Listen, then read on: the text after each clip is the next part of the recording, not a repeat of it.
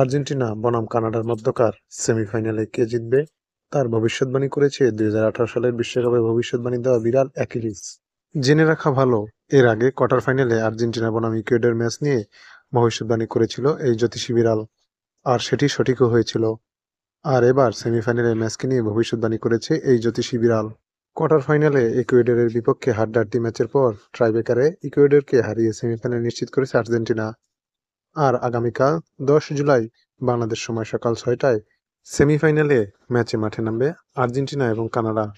এর আগে গ্রুপ পর্বে প্রথম ম্যাচে কানাডাকে 2-0 গোলে হারিয়েছে আর্জেন্টিনা। এছাড়া এই দুই দলের পরিসংখ্যান দেখলে আর্জেন্টিনার ধারে কাছেও নেই কানাডা।